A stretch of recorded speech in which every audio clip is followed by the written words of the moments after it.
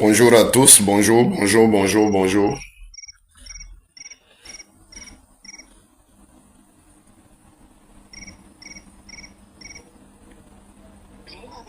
Oui, ah oui. Allô? Je te rappelle dans 2 minutes là, il y a trop de bruit où tu es.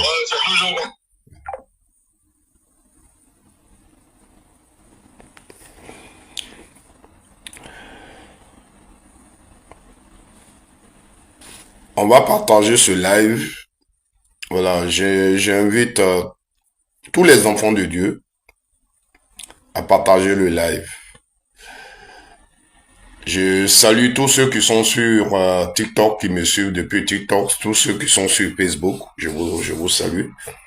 J'ai décidé de faire ce live-là un peu, parce que hier j'ai fait une petite vidéo et j'ai lu les commentaires. Je pense que il y a une explication à donner un peu devant certaines situations, parce qu'il faut saisir les situations toujours pour parler de Jésus.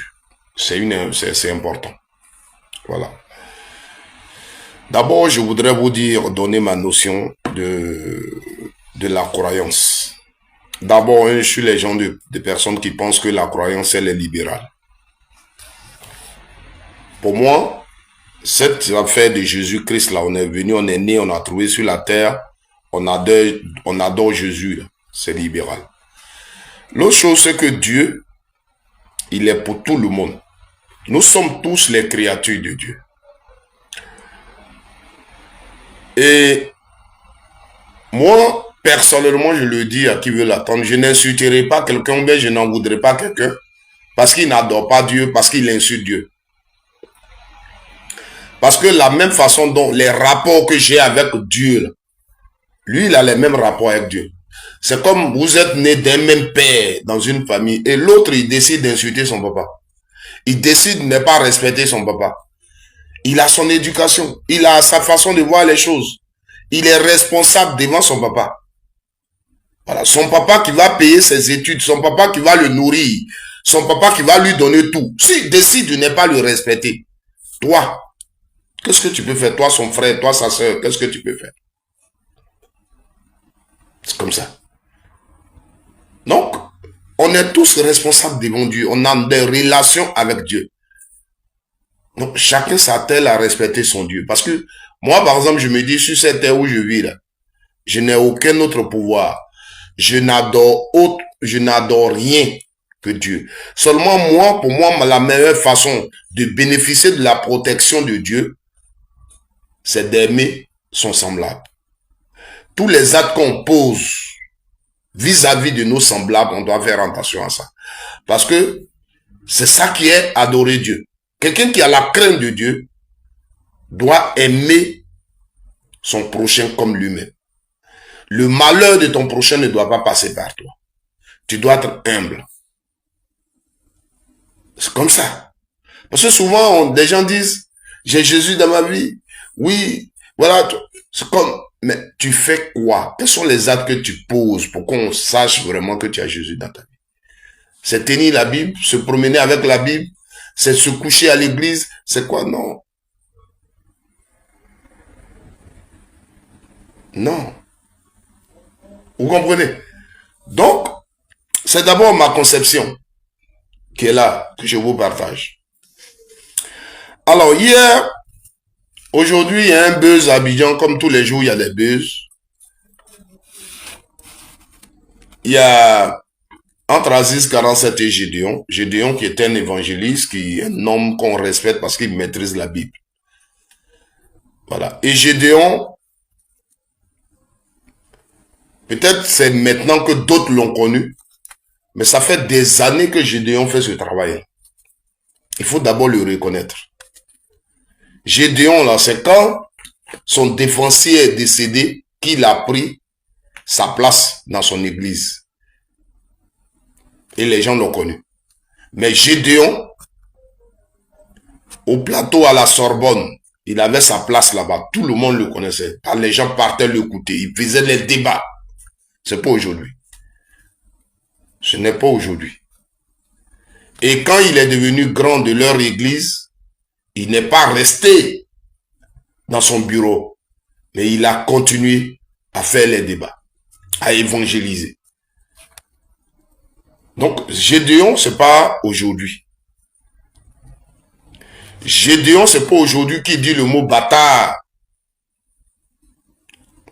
à l'encontre ou à l'endroit des personnes entre guillemets, selon lui sa conception, selon lui sa façon de comprendre la Bible, qui n'adorent pas Dieu. Même des pasteurs. Des pasteurs. L'église catholique, là, on n'en parle pas. Les prêtres, là, on n'en parle pas. Il les insulte tous. Selon lui, quand il lit la Bible, selon sa conception, comme tout à l'heure, moi je vous ai parlé de ma conception. C'est pas aujourd'hui il le fait. Voilà. Non? Voici Gédéon. Alors, de quoi il s'agit? Gédéon, donc, dans ses prières, ceux qui adorent les fétiches et tout ça, pour lui, ce sont des bâtards. Parce que la seule personne à adorer, c'est Jésus. Mais en même temps qu'on nous dit, il faut adorer Jésus. Lui, il a déjà là sa conception de comment il faut adorer Jésus. Donc, même le chrétien qui va à l'Assemblée de Dieu, celui qui va à l'église catholique, celui qui va à l'église réveil, qui se dit j'adore Dieu, j'adore Jésus, Gédéon peut te dire que tu es un bâtard. Parce que là où tu vas, là, ta façon dont tu adores Dieu, là, c'est pas comme ça. Voilà. Et il s'explique. Donc, c'est son habitude. C'est pas aujourd'hui. Ça, c'est... Bon. Aziz 47 qui va sur un plateau. Je ne sais pas quelle question on lui a posée. Mais depuis le plateau, il lance un défi à Gédéon. S'il ne comprend pas pourquoi Gédéon les insulte et qui font ces pratiques-là, pourquoi Gédéon les insulte. Donc lui, il lance un défi. Sinon, il menace en quelque sorte Gédéon en lui disant, si il répète encore le mot bâtard là, il va danser en plein soleil. Ça veut dire qu'il va devenir fou. Pour qu'on sache qui est vraiment le bâtard. Donc lui, Aziz 47, qui adore les fétiches, qu'il appelle donc la tradition africaine et tout, pour lui, ces fétiches sont puissants et quand tu les insultes, tu dois payer le prix. Donc quand Aziz 47 lui dit, Gédéon, en retour, quand il a attendu ce que Aziz 47 a dit, il va bien se positionner. Pour venir maintenant insulter copieusement Aziz 47. Oui, maintenant là, je t'insulte et ce que tu vas faire tes fétiches là, on va voir. Et je le disais dans ma vidéo, j'ai dit, ils se sont lancés les défis. Quelqu'un est venu dire non, ils se sont pas lancés les défis, mais c'est Aziz qui a lancé le défi. Non, c'est ce qu'on appelle se lancer les défis. Je te lance une balle, je suis le premier à te lancer la balle. Et tu me retournes la balle. On se lance la balle. Donc, ils se sont lancés les défis. Voilà. Tu dis, si je t'insulte, tu vas me rendre fou. Moi, je t'insulte, bâtard, viens me rendre fou. Voici ce qui se passe. Alors, quand j'ai vu ça, j'ai vu que les gens en parlaient, j'ai fait une petite vidéo. Dans la vidéo, je nous ai invités à la sagesse. Quand on est un homme de Dieu. Voilà. Quand on est vraiment enfant de Dieu, il faut être sage. Je dis dans la vidéo que, au vu du débat, ce que j'explique, Aziz 47 mène le match. Et quand je faisais la vidéo, il savait déjà ce qui m'attendait. Je sais que les gens allaient dire, mais pourquoi tu peux dire ça? Quel est ce raisonnement-là? Mais je l'assume. Ça, je vous le dis. Voilà. J'ai vu des gens, j'ai vu des commentaires, vous êtes partis prendre l'exemple sur l'histoire de David. Je vais vous lire tout à l'heure un peu ce passage de David. Parlant de défis. Ce n'est pas la même chose. Voilà. Nous les chrétiens, on nous lance les défis à tout moment, on nous menace à tout moment. Jésus-Christ, toute sa vie, a été un défi qu'il était venu relever. Quand tu es un chrétien, dis-toi que tu relèves les défis tous les jours. C'est comment tu relèves les défis là. C'est dans ça que la différence se trouve. C'est comment relever les défis là. C'est dans ça que la différence se trouve. Jésus-Christ, il a relevé les défis hein, tout le temps. C'est-à-dire quand tu lis la Bible, tu vois la vie de Jésus là. Il a relevé les défis tout son temps. Mais c'est comment il a relevé les défis là. C'est dans ça que la différence se trouve. Tapotez le live, partagez-le s'il vous plaît. S'il y a des enfants de Dieu ici, des gens qui ont vraiment la crainte de Dieu et qui cherchent la protection de Jésus. Et dans cette protection, quand tu vis dans le monde, d'autres vont courir après les marabouts. Toi, tu ne l'as jamais fait. Et quand tu marches, tu dis Seigneur. Mais toi, qu'est-ce que tu fais pour bénéficier de la protection de Dieu? Mon frère, il n'y a pas de secret. Regarde autour de toi. Libère ton cœur. L'hypocrisie, il faut fuir ça. La haine, il faut fuir. C'est dans ça. En le faisant, c'est le prix que tu vas recevoir, c'est la protection de Dieu. Est-ce que vous comprenez? Il n'y a pas autre façon de faire l'œuvre de Dieu. On n'a pas assez de pasteurs, d'évangélistes à nous le dire. Les gens, ils vont venir prouver combien de fois Dieu est fort, combien de fois Jésus a été fort, il est fort plus que ce. Non. Qu'est-ce qu'on fait sur cette terre quand on connaît Jésus? C'est ce qui est important. Alors, je le répète, si nous parlons de Jésus que moi je connais, le jeu que je vois entre Gédéon, qui est enfant de Dieu, et Aziz 47, j'ai dit Aziz 47 mène le débat. Parce que Aziz 47, il est dans son rôle. Aziz 47 est dans son rôle. Aziz 47 est en train de faire danser Gédéon. Effectivement, ça va vous faire mal. Mais c'est une réalité. Aziz 47 vient sur un plateau et puis il dit, mais si tu dis bâtard, tu vas danser, je vais te faire danser.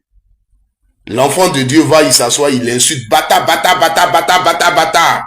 Tu es en train de danser. Parce que ça, c'est pas ton travail, toi, enfant de Dieu.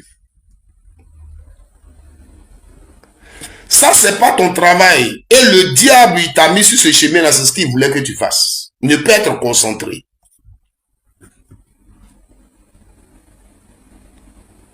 Voici. Pourquoi je vous dis que Aziz mène le débat? Parce que l'enfant de Dieu ici, c'est de venir dire, même prier pour cet enfant égaré. L'enfant de Dieu, l'enfant de Jésus, c'est de t'asseoir et lever la voix vers l'Éternel des armées et prier pour celui qui est égaré. Parce qu'en réalité, tu n'as pas de problème avec la personne d'Aziz 47. Ton frère Aziz 47, tu n'as pas de problème avec lui. Le problème, ce sont des pratiques. Ce qu'il adore, ce qu'il appelle Dieu, ce qu'il a remplacé par Dieu, c'est ce qui est le problème. Et pour nous qui croyons en Christ, nos frères, nos sœurs qui sont dans ces pratiques-là, on se dit qu'ils sont perdus. Et nous luttons parce que nous les aimons. Nous aimons leur vie. Nous voulons qu'ils vivent bien. Donc nous luttons pour qu'ils libèrent. Mais si déjà tu veux aider quelqu'un à quitter sur un chemin, est-ce qu'il faut l'insulter? Est-ce qu'il faut faire palabre avec lui? mais c'est de lui donner un amour sincère. Parce que tous ceux qui n'adorent pas Dieu, tous ceux qui n'acceptent, je vous le dis toujours, je dis, quand tu dis Jésus, là, la seule chose qui te diffère des autres, c'est l'amour que tu as, la capacité d'aimer même celui qui te fait le mal. Sinon, chez eux, là, on fait aussi miracle. Hein. Chez eux, là, on réveille aussi les morts. Chez eux, là, tous les miracles que Jésus a fait sur la terre, là, eux, ils font. Donc, là, c'est pas par le miracle de Jésus que tu vas les avoir, parce que eux, ils font ça déjà. Mais eux, ils n'ont pas la capacité d'aimer celui qui leur fait le mal. Eux, ils n'ont pas la capacité, eux, là, ils répondent le mal par le mal. C'est comme ça. Or, toi, quelqu'un t'insulte, tu te mets à genoux, tu dis, Seigneur, pardonne ton enfant.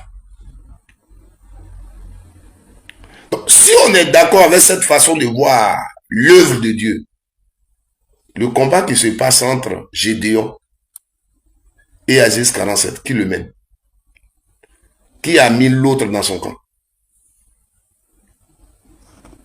Qui a mis l'autre dans son camp?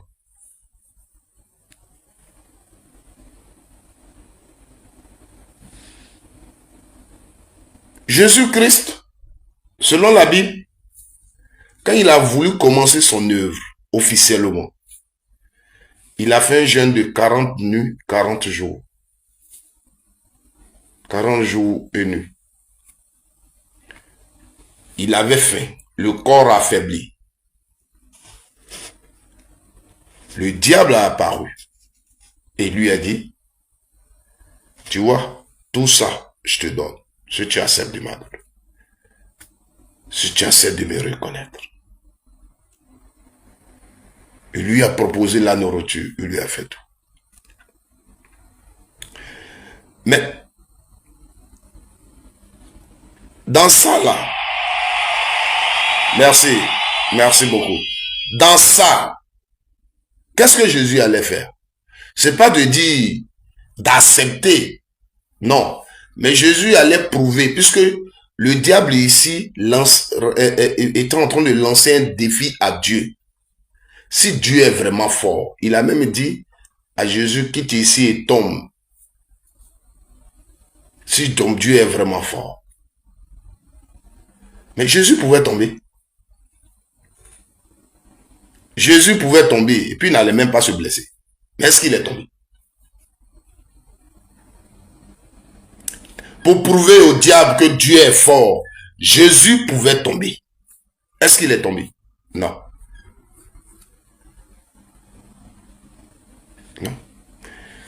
Il y a un, sous ma vidéo, parce que j'ai lu vos commentaires, c'est pourquoi je fais ce live. Hein. Et j'espère que ceux qui ont fait ces choses-là vont être là. Il y a un qui a parlé de Lazare. Oui, Jésus a relevé un défi en ressuscitant Lazare. Non. Le défi, c'est pas comme ça. Les sœurs de Lazare pleuraient, ils sont allés vers Jésus pour lui demander de venir. Parce que lui, il pouvait guérir leur frère. Il pouvait guérir leur frère. Jésus n'est pas venu. Quand Lazare était malade, il n'est pas venu. C'est là qu'il allait venir chercher les yeux pour faire. Il n'est pas venu. Et Lazare est mort. Et c'est après que Jésus est venu. Mais l'écriture dit que quand Jésus est venu, il a pleuré Lazare. C'est-à-dire le côté humain là, a pleuré parce que c'était son ami. Et après le Dieu, doucement, a réveillé Lazare. Doucement, c'est sans bruit. Vous comprenez? Dieu, c'est la sagesse. Dieu, c'est la politesse. Dieu, c'est le respect. Dieu, c'est l'humilité. Là où Jésus est. Alors, vous avez plus insisté sur l'histoire de David et Goliath.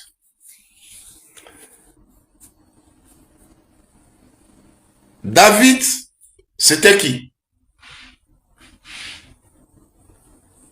C'était un enfant d'une famille de, je crois, 3 à 4 enfants où il était le dernier. Et lui, il s'occupait du troupeau de son papa. Et pendant ce temps, son peuple était en guerre dans les montagnes. Et il y avait ses 2 frères parmi le bataillon qui se battait là-bas. Alors son papa lui recommande de prendre la nourriture et amener ça à ses frères qui sont au front. Entre-temps, l'armée d'Israël qui se battait contre donc leur adversaire, il y a un soldat là-bas, un guerrier, qui menaçait toute l'armée. Ça faisait 2 à 4 jours qu'il est menacé. Un homme de 3 mètres, costaud, qui faisait peur physiquement.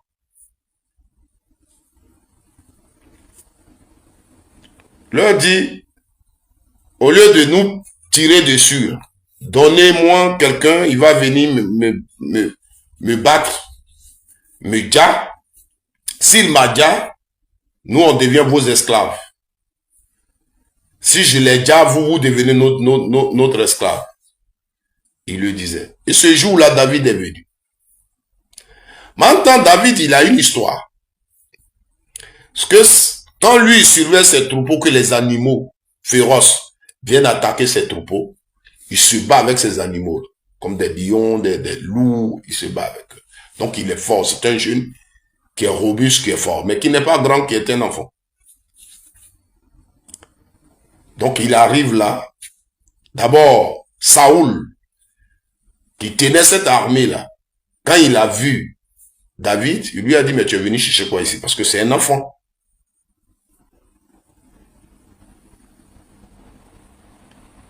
Je voudrais vraiment, je ne vais pas vous lire, mais je vais juste vous raconter un peu. La partie que je vais lire, c'est la réponse de David. Comme c'est ce que vous avez pris tous en exemple, quand j'ai fait ma vidéo. Parce que on est beaucoup pour nous, il faut répondre tout avec la force. Quand on est chrétien aujourd'hui, le débat qui se passe avec Gédéon et Aziz 47, on doit dire oui, on doit insulter Aziz 47, on doit venir prendre position. Non. Enfant de Dieu, c'est la sagesse. On ne tombe pas dans la provocation quand on est enfant de Dieu. Parce que le diable, son rôle, c'est de t'amener à ne pas te concentrer. À faire comme lui. À parler comme lui. À être orgueilleux comme lui. Donc David, il arrive là. Et sa troupe était face à des menaces de Goliath. Vous comprenez? Tout le monde avait peur. Tout le monde était effrayé. À le voir physiquement, personne ne pouvait tenir devant lui.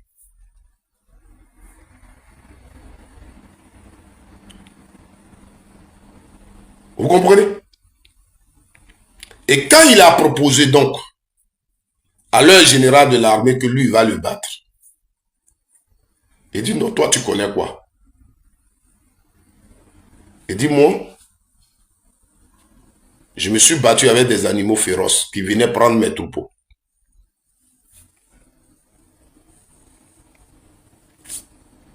Donc si Dieu m'a libéré de ça là, il va me libérer de celui-là. Donc on lui a donné l'armement, les habits. Il n'était pas habitué à ça. Il a dit, je ne porte pas ça parce que c'est lourd. Si je porte, je ne pourrai pas marcher.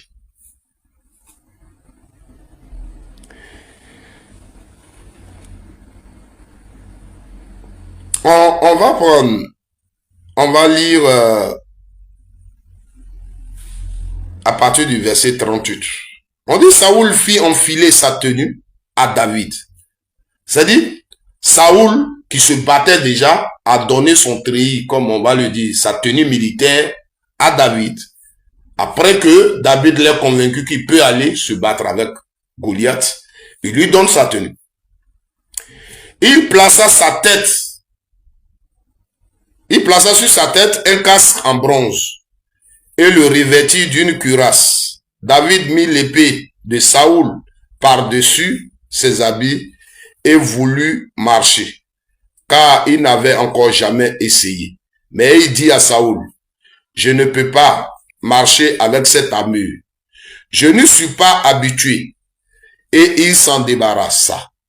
Il prit à main son bâton, puis il choisit dans le torrent 5 pierres lisses et les mit dans sa gibecière de berger et dans sa poche.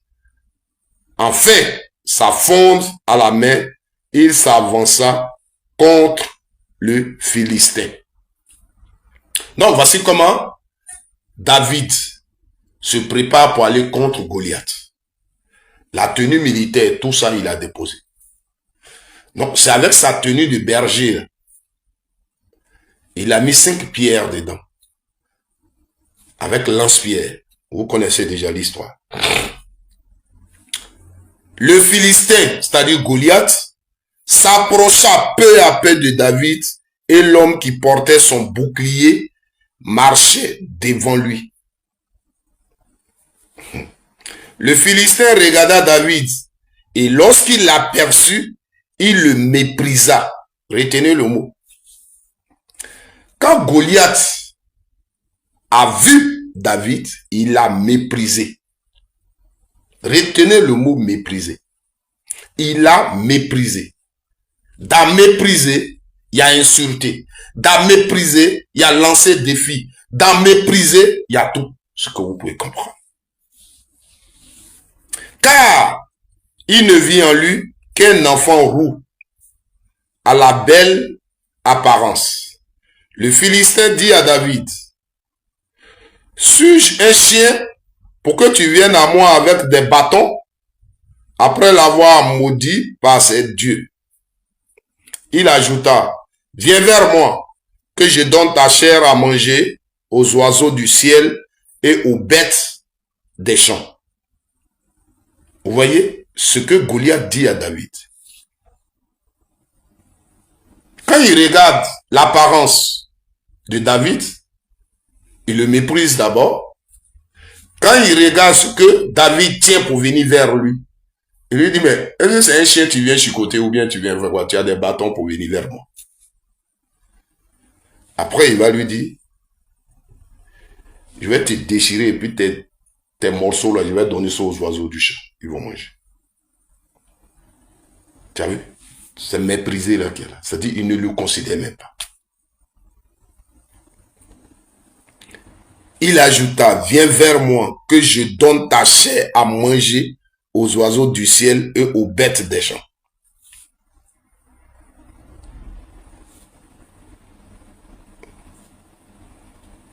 Maintenant, retenez bien la réponse de David. Mettez les choses dans leur contexte quand vous voulez faire les débats. Moi, je n'aime pas faire les débats sur les versets bibliques. Mais je nous recommande la sagesse. Je nous recommande la sagesse devant toutes les situations. Quand on est vraiment enfant de Dieu. Merci. Comme l'a fait Aziz 47. Ici, Aziz 47 met en exergue, c'est Dieu qui l'adore. Et menace Gédéon. Si toi, tu m'insultes encore, tu vas devenir fou. Au nom de mes dieux. Qu'est-ce que David dit? Est-ce que David s'est levé pour dire, toi tu n'es rien? Je t'insulte encore. Est-ce que c'est ce que David a répondu?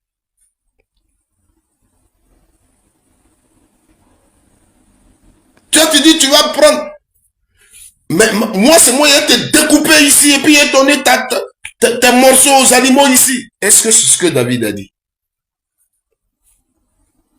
Écoutez la réponse de David. David dit aux Philistins, tu marches contre moi avec l'épée, la lance et le javelot. Aziz 47, tu marches contre moi avec les injures, des menaces. Ce que ça veut dire. Écoutez la réponse de David. Vous tous qui avez pris, quand j'ai pas fait ma petite vidéo, vous qui avez pris l'exemple de David, parce qu'il y avait un défi dedans. Goliath a lancé un défi à toute l'armée d'Israël. C'est pas à David. Comme ici, on a deux personnes. Les gens, on était dans un contexte de guerre déjà. Ils étaient sur le champ de guerre. Écoutez la réponse de David. David dit aux Philistins, tu marches contre moi avec l'épée, la lance et le javelot. Moi, je marche contre toi au nom de l'Éternel, le maître de l'univers, au nom du Dieu de l'armée d'Israël que tu as insulté. Aujourd'hui, l'Éternel va te livrer entre mes mains. Je t'abattrai et je te couperai la tête. Aujourd'hui, je vais donner les cadavres du camp des Philistins aux oiseaux du ciel et aux bêtes sauvages. Regardez l'introduction de David. C'est-à-dire que ici, ce n'est pas David, lui, qui a la force de battre ce féroce, qui a la force de faire ce qu'il... Mais ce que lui fait comprendre, Dieu va me livrer à toi. Dieu va me livrer à toi. Si c'est David physiquement, il ne peut rien. David physiquement, il ne peut rien. Toi, tu marches contre moi avec tout ça. Mais moi, le Seigneur qui est en haut là-bas va me livrer à toi. Mais quand Dieu, quand on est dans ce contexte, qu'est-ce que vous retenez? Ce que vous retenez ici, David va être utilisé par Dieu pour délivrer son peuple, le peuple d'Israël, qui était en guerre contre les Palestiniens. Donc, va terrasser Goliath. Mais là, une fois, j'avais pris ce passage-là et derrière ça, j'avais quelque chose dedans que j'avais retiré. J'avais voulu que les gens comprennent. Pourquoi David prend ce courage? Il était animé par deux choses. La première des choses, c'est la foi qu'il a en Dieu. La foi. David dit, devant telle situation, Dieu ne peut pas l'abandonner. La deuxième chose, c'est l'amour qu'il a pour son peuple. David, considérons qu'il n'est pas un enfant de Dieu, mais se disant, je vais aller affronter Goliath, c'est dit non, mon peuple ne peut pas avoir honte. Il faut que je me batte pour mon peuple, pour que je libère mon peuple. C'est pas le courage, c'est l'amour qu'il a pour son peuple, l'honneur qu'il veut pour son peuple qu'il anime. C'est ça. Donc, dans toute chose, c'est l'amour. Aimer son peuple. Quand on aime son peuple, quand on peut se battre pour lui, on peut se sacrifier pour son peuple. Donc, il y a ça qui motive cet élan de David. Mais la foi, il a confié tout à Dieu. Il ne pouvait rien contre Goliath. Regardez comment il va battre Goliath de façon miraculeuse. C'est Dieu qui fait un palabre. Donc ici, quand vous prenez l'exemple de Goliath et David, n'oubliez pas le contexte de guerre. Deux peuples en guerre, sur le champ de bataille. C'est de ça qu'il s'agit. Ce n'est pas deux individus. L'autre dit ça, l'autre dit ça, non. Les gens, ils étaient en guerre. C'était sur le champ de bataille. C'est là que la scène se passe. Donc, Dieu utilise David pour libérer son peuple. Dieu utilise David pour humilier Goliath et son peuple. Et aujourd'hui, vous voyez comment cette image est représentée dans le monde. Vous voyez comment cette image est représentée dans le monde. Quand quelqu'un, une nation se croit plus forte, plus grande, même en Côte d'Ivoire, nous avons vu, on le chantait, David et Goliath, avec tout ce que nous avons connu, les Ivoiriens face aux Français. Voici comment l'image est vue. Et donc, à chaque fois, vous prenez des exemples, mettez-les dans leur contexte. Et ici, c'est le message que Dieu, à travers cette histoire, a voulu nous faire passer. Quand tu es en Jésus, tu as sa protection. Mais pour avoir cette protection, qu'est-ce qu'il faut faire? Il faut avoir l'amour des autres. Et ici, David a eu la protection de Dieu parce qu'il avait l'amour de son peuple, parce qu'il servait Dieu, parce qu'il avait la crainte de Dieu. Voilà. Donc, mettons toujours les choses dans leur contexte. Ça va nous amener à comprendre des choses. Parce que tous les passages de la Bible, on les a prévus, mais il y a une leçon derrière. Il y a une leçon derrière. Ici, là, David a fait taire l'orgueil. David a fait taire l'orgueil. Voici. Mon frère et ma soeur, la protection de Jésus que tu demandes, c'est pas dans tes gènes ou quoi tu peux l'avoir. Tes pas que tu poses vis-à-vis des autres.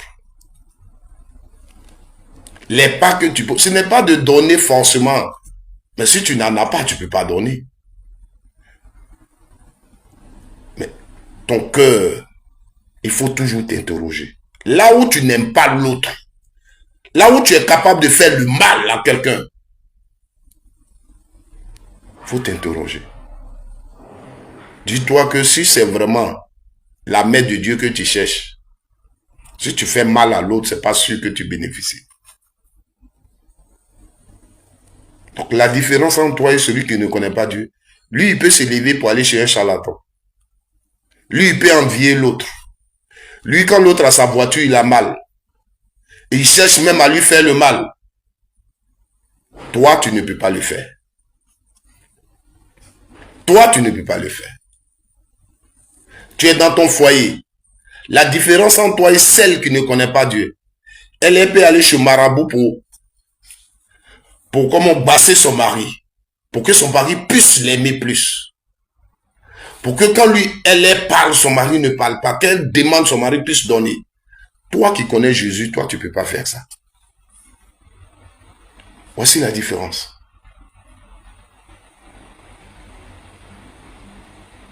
Voici la différence.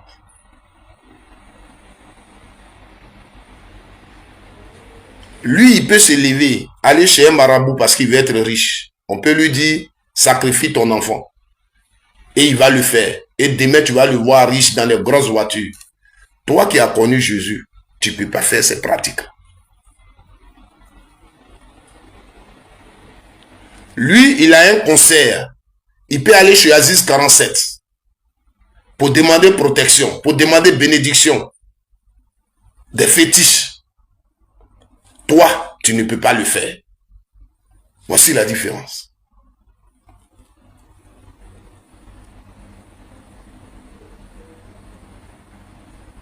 Lui, il peut s'arrêter, regarder quelqu'un, l'insulter copieusement, lui dire de n'importe quoi.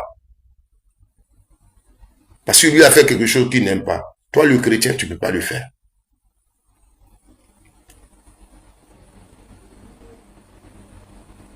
C'est ça la différence.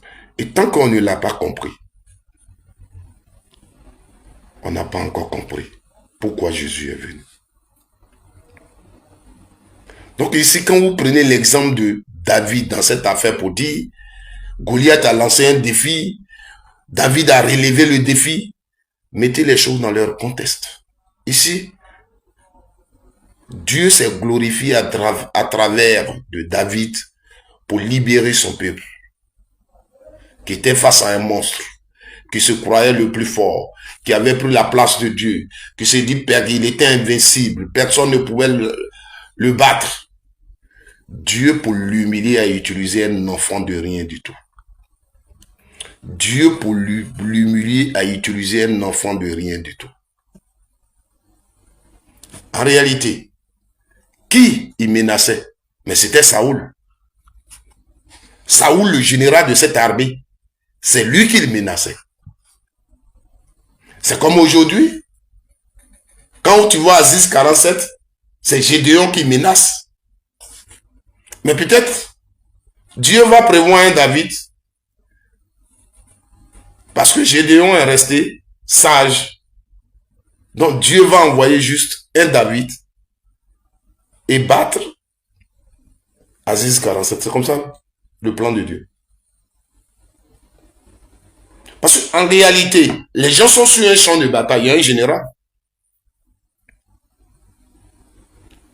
Hier en Côte d'Ivoire, quand on avait nos problèmes, le général Mabou, c'est lui qui était notre général. Donc l'armée adversaire menaçait, c'est le général Mabou qu'on menaçait. Mais si derrière, un petit militaire s'est levé, si derrière, comment il s'appelle, Conan quelque chose, ou bien Dobo Blé s'est levé. Mais Dobo Blé n'est pas celui qui est le général de l'armée. Mais si c'est lui qui s'est levé, c'est lui qui est le David. C'est lui qui n'était pas vu.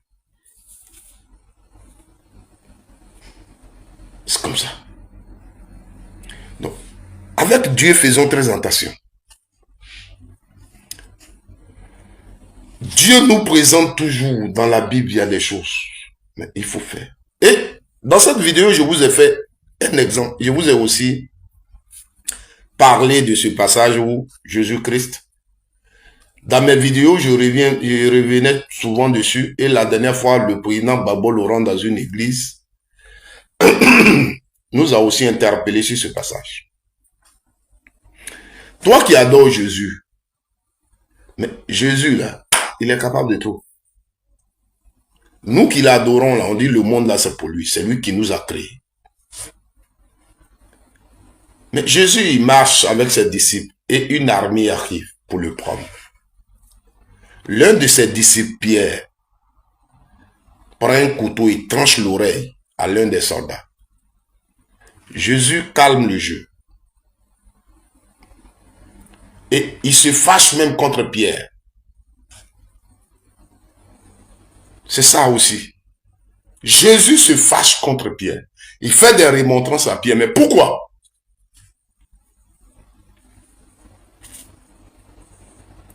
Pourquoi Jésus, c'est contre Pierre qui se fâche? Parce que Pierre est censé connaître Jésus. Pierre est censé connaître ce que Jésus veut de la part des hommes. Devant une telle situation, quand tu connais Jésus, comment tu dois te comporter? Pierre est censé le savoir parce qu'il est avec Jésus. C'est pourquoi Jésus va se fâcher contre lui. Et vous allez voir les colères de Jésus dans la Bible. Il allait dans une église, une maison de Dieu. C'est-à-dire que vous qui êtes dans la maison, vous êtes censé respecter Dieu. Donc il va se fâcher contre eux. Jésus ne se fâche pas contre les païens, les gens, non. Parce qu'il s'est dit qu'eux, ils ne connaissent pas. Mais vous qui vous dites les enfants de Dieu, vous êtes dans la maison de Dieu. Pourquoi vous ne faites pas ce que Dieu vous demande? Donc il va se fâcher avec Pierre.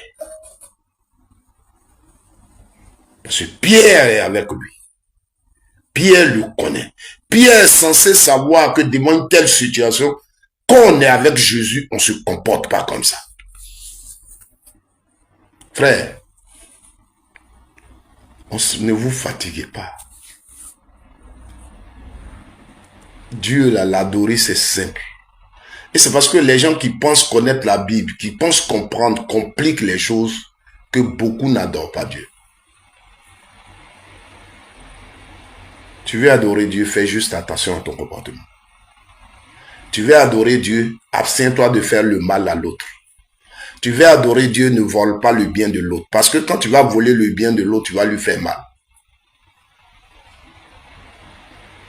La Bible, il n'y a rien d'autre dedans que ce que tu fais à ton semblable. Tout ce que Dieu interdit, quand tu vas voir dedans, parce que quand tu vas le faire, tu vas faire mal à l'autre.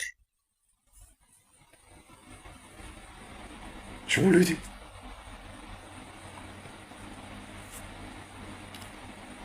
Donc, Dieu, Jésus se fâche avec Pierre. Et il replace l'oreille à sa place. Miraculeusement, l'oreille qui est déjà coupée, il recolle à sa place comme s'il n'était rien. Ça veut dire qu'il a un pouvoir. Si Jésus, devant cette armée, voulait disparaître, il allait disparaître. Si Jésus voulait anéantir cette armée, juste lever sa main, il pouvait le faire. Mais Jésus s'est laissé prendre. Jésus s'est laissé prendre.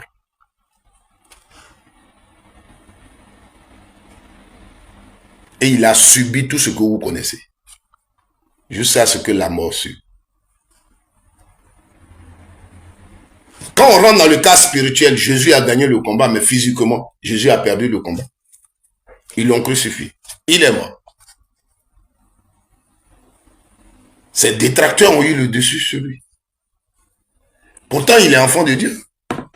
Pourtant, il est Dieu. Souvent, nos frères musulmans le disent, quand nous on dit Jésus est Dieu, mais est-ce que Dieu meurt? Ils sont là, ils me suivent. Est-ce que Dieu peut mourir?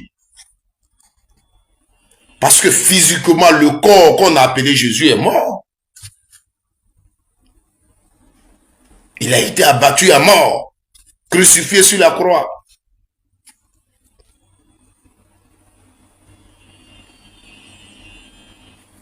Mais tout ça pour faire passer un petit message, qui est même la clé de ta vie chrétienne. On peut te faire le mal, jusqu'à mettre même les pointes dans ta paume. Tu as mal, mais pardonne. C'est ça qui est la fin du parcours de Jésus. C'est ça qu'il faut retenir. La capacité d'aimer celui-même qui est en train de te clouer une pointe dans la paume.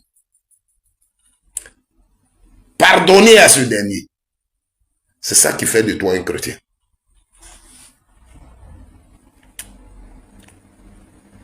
Ce matin, tu es en train de gêner. Tu as dormi à l'église. Mais tu es enfermé. Tu n'as aucun rapport avec tes frères. Tu n'es rien. Dès que quelqu'un, c'est toi qui gênes tous les jours, mais dès que quelqu'un dit ça, la personne dit 1, toi tu as 4. Enfant de Dieu, c'est dans la capacité d'aimer celui qui te cloue une pointe dans la paume. Est-ce que toi tu pourras dire, Seigneur, pardonne-les car ils ne savent pas ce qu'ils font. Pendant que tu as une pointe dans ta paume, ceux-là t'ont mis une pointe dans la paume et ça te fait mal. Et tu demandes qu'on ne leur fasse pas le mal. Tu demandes qu'on ne les détruise pas. Est-ce que tu peux le faire? Sous la vidéo, vous êtes combien quand je dis que Gédéon est en train de jouer le jeu d'Aziz 47 et que c'est Aziz 47 qui mène? Vous êtes combien à midi? Est-ce que tu es obligé de faire vidéo? Parce que pour vous, étant chrétien, Un Aziz 47 qui est médium insulte, menace un chrétien, je devrais venir insulter Aziz 47, je devrais venir menacer Aziz 47. Voici pour vous la posture que le chrétien doit avoir en ce moment. Non. Ma posture, c'est de prier pour Aziz 47. Ma posture, c'est de donner encore plus d'amour à Aziz 47. Ma posture, c'est de demander à Dieu de pardonner Aziz 47. Car il ne sait pas ce qu'il fait. C'est pourquoi je vous dis, lui, il est dans son rôle. Aziz 47 est dans son rôle. Et moi, je sais que ce que je dis, c'est pas tout le monde qui va le comprendre. Parce que quand tu n'es pas là où je suis, tu n'es pas dans la dimension dans laquelle moi je suis, le chrétien effacé, le chrétien non zélé, le chrétien qui n'a aucun titre, le chrétien qui prie même son voisin ne sait pas. Si tu n'es pas dans cette dimension, tu ne peux pas dire ce que je dis et tu ne peux pas le comprendre.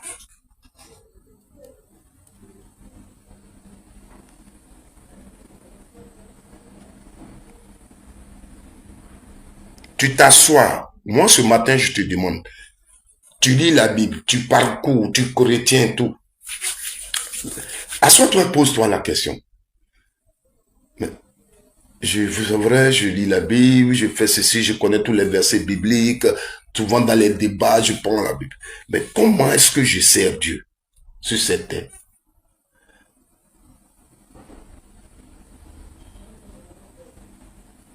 Est-ce que servir Dieu aujourd'hui, pour moi, c'est attraper la Bible, marcher dans les rues, dire, donne ta vie à Jésus, donne ta vie. Donner sa vie à Jésus veut dire quoi? Quand on a donné sa vie à Jésus, comment on doit se comporter? Qu'est-ce qu'on doit faire? Est-ce que je donne ma vie à Jésus veut dire, Thomas, je bois plus le vin, je mange plus le porc, je vais plus en boîte, est-ce que c'est ça? Je cherche plus de go, non, ça suffit pas. Jésus ne réunit pas les gens qui cherchent le goût. Il a été sur cette terre, quelqu'un qui a dit, pendant qu'on lapidait une femme qui a commis l'adultère, il a dit, celui qui n'a jamais péché, qui lance la première pierre. Mais en le disant, dans ce message, il y a quoi dedans? C'est le pardon. C'est pour te dire, il faut pardonner. C'est pour te dire de pardonner. Regardez un jour, je disais à quelqu'un, et puis il m'a dit, mais c'est que, vraiment, on était là à un moment, ça devait être en 2019, je ne sais plus trop. Et il y a quelqu'un qui a fait cette table, comment vous appelez ça, une vidéo de sexe qui se promenait partout. Et ce gars-là, on dit, il était à la présidence, il devait être le frère de Gon Coulibaly. Et la vidéo la passait partout. Les gens m'ont envoyé ça inbox. Et la personne qui m'a envoyé, je l'ai appelé. Je lui ai dit, quand tu as regardé la vidéo, tu as vu quoi? Il dit, mais ce sont des gens là, ils regardent comment ils font. Toi, qui regardes cette vidéo et tu la partages, tu es sûr que tu n'as jamais fait ça. Tu es sûr que toi, tu n'as jamais fait ça. Quand tu regardes là, cette partie du corps là, et puis pour toi, où est la différence? Mais tu ne sais pas que en partageant tant, c'est pour toi aussi que tu partages. Nous sommes tous des hommes. Ça, on le fait. Seulement, si tu n'as pas fait ça avec la bonne personne et puis ça se trouve au dehors. Non, pas parce que lui, pour lui, se trouve au dehors. Donc, vous allez utiliser ça en politique et puis partager ça partout. Moi, je ne suis pas d'accord. Parce que ça, je sais que moi, je l'ai déjà fait. Devant Dieu, devant les hommes. Mais quelqu'un, un homme l'a fait, et la personne avec qui il l'a fait, l'a mis au dehors. Mais peut-être moi, pour moi, pouvait aussi se trouver au dehors. Voici les passages. Quand on est chrétien, il faut se rappeler toujours devant une situation. Si tu n'as jamais péché, lance la première pierre. Là, ça devait servir un chrétien. Donc, il ne pouvait pas. Non, Castillo, je ne suis pas pasteur, je ne suis même pas évangéliste, je ne suis même pas un homme de Dieu, comme on le dit. Tu ne pouvais pas parler. Parce que dans ta vie, tu sais que tu as déjà péché. La vie, c'est ça.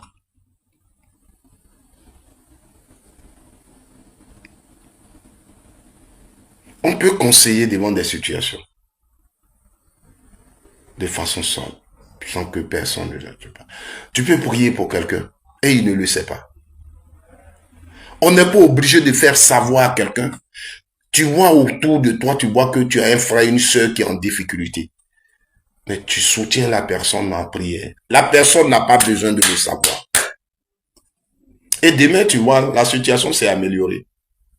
Tu dis, Seigneur, merci. Moi, je fais toujours un témoignage sur au moins deux à trois personnes comme ça. Quand je suis arrivé en Italie ici, j'ai trouvé une sœur qui était malade. On disait même que les docteurs lui ont dit qu'elle va mourir. Mais dans ma chambre, bizarrement, quelque chose, j'avais une force de prier pour cette dame-là. Même j'avais pris des moments de gêne. Pendant mon moment de gêne, je priais pour cette sœur. Elle ne sait pas. Elle ne l'a jamais su. Mais aujourd'hui, on se croise, elle va très bien. Elle se porte très bien. Moi, je suis heureux. Je dis merci au Seigneur. Je ne lui ai jamais dit que j'ai prié pour toi. Jamais. J'ai un grand frère aussi ici. Il était malade.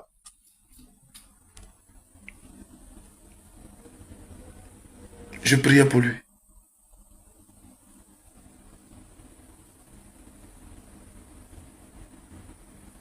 Oui. Je ne lui ai jamais dit. Ah, grand frère, comment tu vas? Reste au téléphone, je vais prier pour toi. Non.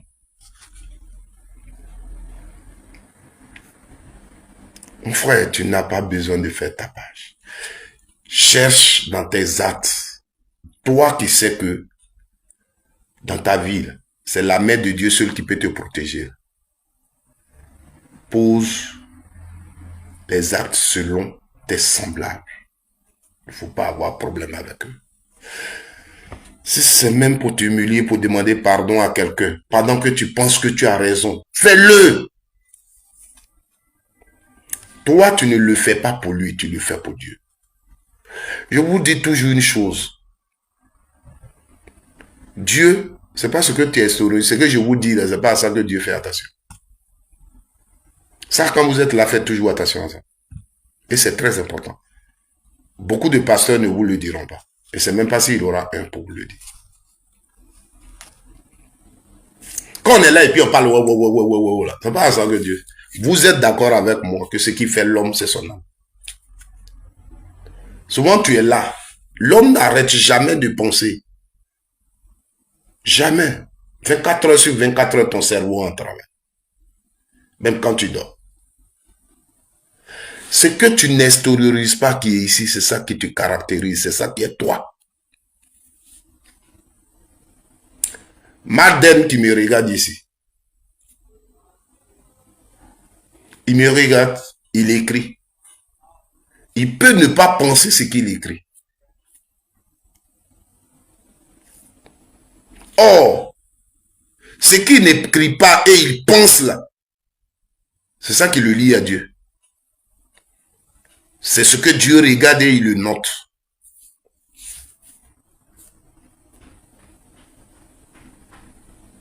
C'est ça. Pendant que tu es devant moi, tu me regardes là. Tu es là. Ce que tu penses de moi en réalité, c'est ce qui est dedans. Regarde comment il est vilain ce gars-là. Il rencontre quoi? C'est comme tu peux venir me dire, regarde comment il est vilain. C'est comme tu as ton ami, vous vous insultez. Oh, regarde, moi, le vilain n'a pas ceci. Mais entre-temps, quand tu lui dis, tu ne le penses pas ici. Tu le dis juste sur les lèvres parce que vous voulez rire, vous voulez amuser la galerie. vous chambrez. Mais quand tu le penses réellement, ça reste ici et qu'il y a une réalité. Et Dieu, non, tu as qu'une femme à la maison, tu as quelqu'un. Bébé, je t'aime. Bébé, tu es mon amour, tu es ma vie. Mais quand tu le dis, ici, ce que tu fais sortir, ça n'y est pas derrière. Il y a autre chose derrière la tête. Et c'est ça Dieu prend en compte. C'est ça là que Dieu, il prend en compte. Les gars, bruit, on fait tout ça, adorer Dieu. C'est pas ça. Je le disais à quelqu'un, j'ai dit, si le Seigneur pouvait permettre qu'on se reconnaisse,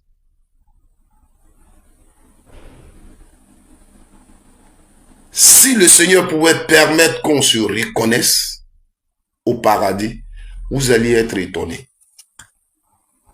Quand tu prends la Bible le matin, tu dis tu vas à l'église. Le jeune de ton quartier ou bien la fille de ton quartier que tu vois, elle est assise dans le maquis du quartier, elle a sa bouteille de Guinness devant elle. Et puis tu la dépasses, et puis tu l'insultes dans ton cœur là-bas. Selon leur dit d'aller à l'église, c'est toujours dans le maquis. Tu vas voir, la personne est assise auprès du Père. Aïe, mais... Parce que pendant que toi, tu passais, tu l'insultais dans ton cœur, parce qu'il est là. Lui, dans son cœur là-bas, c'est un amour qui te voyait. Il t'aimait. Dans le quartier, quand il y a problème, lui, il est là. Pendant que toi, tu t'es enfermé. Vous savez, à Yopougon, chez nous, qui avons fait les cours communes. Quand vous rentrez dans une cour commune, la cour qui est plus fermée, où les enfants ne jouent pas, là, renseignez-vous, c'est la cour d'une chrétienne.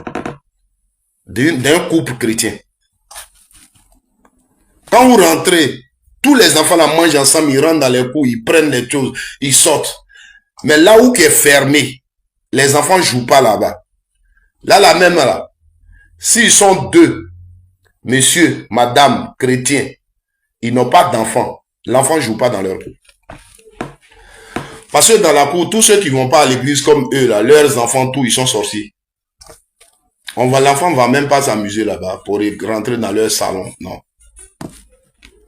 Or, ceux qui ne vont pas à l'église, là, leurs enfants, là, mangent ensemble. Ils s'échangent le sel. Ils changent tout. Et le voisin même, là, il sort matin, il voit l'enfant de l'autre avec son enfant, il leur donne 25. Et puis, il va. Remarquez. Allez dans les marchés de nos mamans. Faites un peu attention parce que moi, je vendais des produits de cheveux. J'ai fait les marchés. J'ai vendu médicaments chinois. Le marché d'Abobo, on m'appelait petit chinois là-bas quand je vendais les médicaments. Ça, on devait être dans les années 95, je ne sais plus.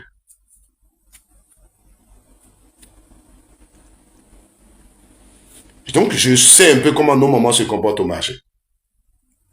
Après, j'ai vendu des médicaments de cheveux. Ma grande soeur fabriquait les produits de cheveux et je les vendais et je me faisais appeler dans les marchés de William Civil partout. Je me faisais appeler papa de grâce.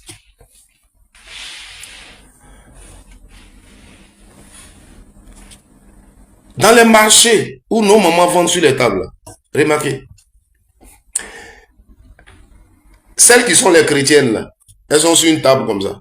Elles sont là, seules. Elles ne parlent pas avec quelqu'un dans le marché. À midi, tu vas voir les autres, elles se cotisent 100 francs. Les femmes qui vendent riz, là, elles mettent leur riz dans une assiette comme ça et puis elles mangent ensemble. Elles sont contentes. Leur poisson, là, si c'est un point où on va penser, leur poisson, là, marche. Celles qui sont chrétiennes, elles vont penser que c'est médicaments elles font. Mais entre elles, quand l'autre, son poisson est fini,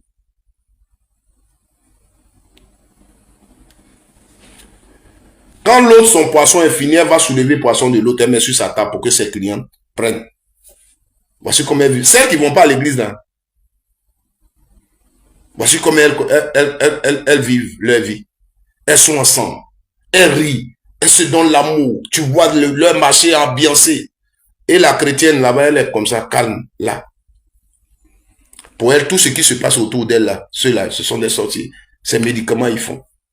Toi le chrétien, toi la chrétienne qui devait aimer, qui devait donner l'amour autour des autres, toi, tout le monde devait venir se coller à toi. C'est toi qui es à l'écart. Tu sers ton Dieu là-bas. Tu sers ton Dieu comment? Ce que je vous dis là, c'est une réalité. Vous pouvez le constater partout.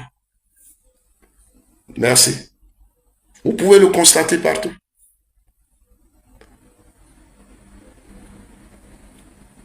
Vous pouvez. Nous, par exemple, nous qui sommes un peu en ville, on se dit des chrétiens.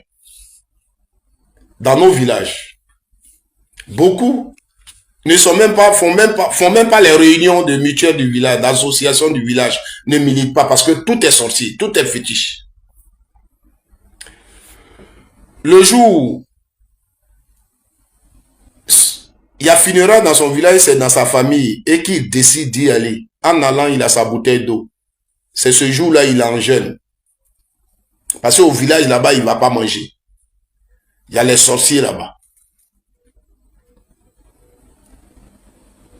Donc, il va même, et puis une tante lui dit, ah, mon fils, la soeur de sa maman ou son papa vient. Mon fils, ah, j'ai mon truc, je sais, tu peux me donner 1000 francs. Toi qui es avec lui, là, s'il a envie de donner les 1000 francs, toi, c'est ton ami, tu es lui, il va te dire, tu n'as pas 1000 francs là-bas. Il va prendre 1000 francs de ta poche pour donner à sa tante. Parce que pour lui, s'il donne pour lui, là, elle va faire sorcellerie sur lui. Voici la mentalité que nous, les chrétiens, nous avons. Mais comment vous voulez que les gens viennent vers nous? On est méchant. On ne donne pas l'amour. Mais puis on nous dit, chrétien, c'est petit Christ. Le petit Christ, c'est faire comme Jésus. Donc, frères et sœurs, je l'assume. Voici moi ma notion, ma façon de voir le christianisme.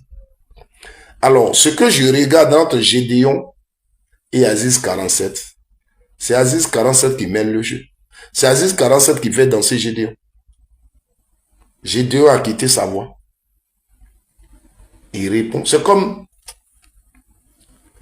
Je ne sais pas si chez vous, on vous a déjà dit, mais nos parents, c'est comme un fou et un homme normal. L'homme normal rentre dans la douche, comme au village, là, quand on va dans la douche, on se lave là. On met nos habits sur la douche. Les douches là sont en paille, donc tu mets la douche. Donc au village, le fou il vient et puis il prend tes habits et il court. Et toi tu sors de la douche nu, tu poursuis le fou. Mais qui a gagné? Le fou t'a gagné. Tu es comme le fou actuellement. Tu es un fou. Mais un homme normal, quand le fou prend tes habits et il court, tu cherches, si tu as l'intention même de courir après lui, il faut quand même t'habiller d'abord. Mais toi, tu te laves, tu es nu. Il court avec tes habits, tu cours. C'est ce que Gédéon fait avec une chose. Aziz 47. Mais, c'est ce que je vous dis. Ce que je dis là, vous ne pouvez pas le comprendre. Les disciples de Gédéon, beaucoup, vous ne pouvez pas comprendre. Parce que vous, c'est du tic au tac. C'est du tic au tac. Ce que je comprends, tu n'es pas dans ma dimension, ça va être compliqué. Parce que nous, on est des gens, on se dit, c'est Jésus. Non, mais lui il adore de n'importe quoi, et puis c'est lui qui va se moquer d'un enfant de Dieu, un évangéliste. Donc ici, c'est quand on voit Gédéon est venu, il a dit ce qu'Aziz lui avait dit de ne pas dire. Et il a dit ça 47 fois. Donc nous, on veut voir maintenant Gédéon là, danser, être fou pour voir que Aziz est fort. Non. Pour celui qui est spirituel et qui est posé intelligemment, ne peut pas voir ça comme ça. Aziz a déjà fait danser Gédéon. Aziz a déjà fait danser Gédéon. Regardez après l'intervention de Gédéon, ce qu'il va dire. Il ne revient plus, il n'insiste plus sur le fait qu'il va danser. Est-ce que vous savez qu'il a, après l'intervention de Gédéon, Aziz a parlé, je crois, dans une radio. Il dit, je lui ai dit de faire attention. Que moi, Aziz, on ne me menace pas, on ne me fait pas ceci. Alors que finalement,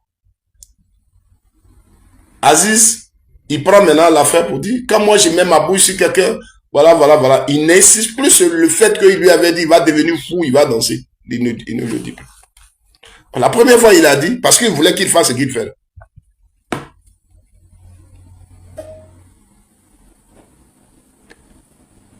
Je vous ai dit dans mes propos introductifs, moi je connais Gédéon, je l'ai vu au plateau. Nous on partait, on regardait Gédéon. Quand tu vas au plateau, quand tu fais tes coups, tu te promènes jusqu'à après tu vas à chose. Et Gédéon était là-bas. Moi, au début, j'ai même un frère, un cousin qui s'est au début intéressé à ces choses-là. Aujourd'hui, il est maintenant dans l'église, il est devenu évangéliste dans l'église de Kodjar. Je voulais le saluer au passage évangéliste Kokunyo Jérôme. Il s'est un peu intéressé à ça.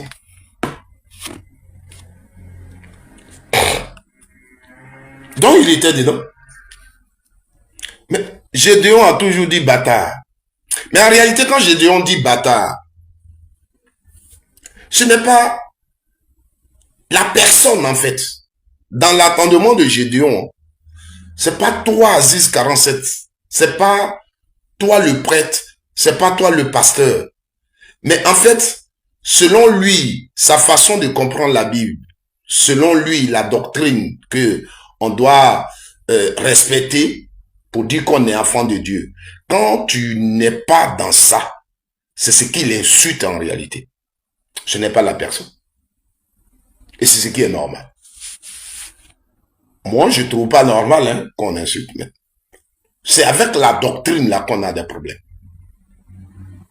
Ce n'est pas la personne. Aziz m'a fait quoi? Moi d'ailleurs qui vous parle ici, si vous mettez Gédéon là, que vous mettez Aziz là, je connais plus Aziz 47 que Gédéon. Même si aujourd'hui, pendant que je parle là, tu me montres Aziz 47, il va te dire, il me connaît très bien. On se connaît très bien. Voilà. Lui et moi, notre connaissance n'a rien à voir avec son histoire de médium. Lui et moi, on se connaît dans le cadre culturel. Si Aziz 47 me rencontre tout de suite, il va m'appeler Manaja. C'est comme ça qu'il va m'appeler. C'est comme ça qu'il m'a toujours appelé. On se connaît dans le cadre culturel. Vous savez que c'est un artiste tradit moderne. Et c'est dans ce cadre-là que je l'ai connu. Juste après la guerre, pour ceux qui sont à Yopougon, Maroc, il y a un espace aujourd'hui, je sais pas si ça continue encore, mais où les Atiers, Maroc à l'antenne, là, où les Atiers font leur soirée. En 2000... merci beaucoup, doigt faire. En 2000... je devais être 2015 ou quoi, je crois, après la guerre, 2013, je sais plus, 2014 par là. J'avais le même espace là, moi je l'utilisais les samedis.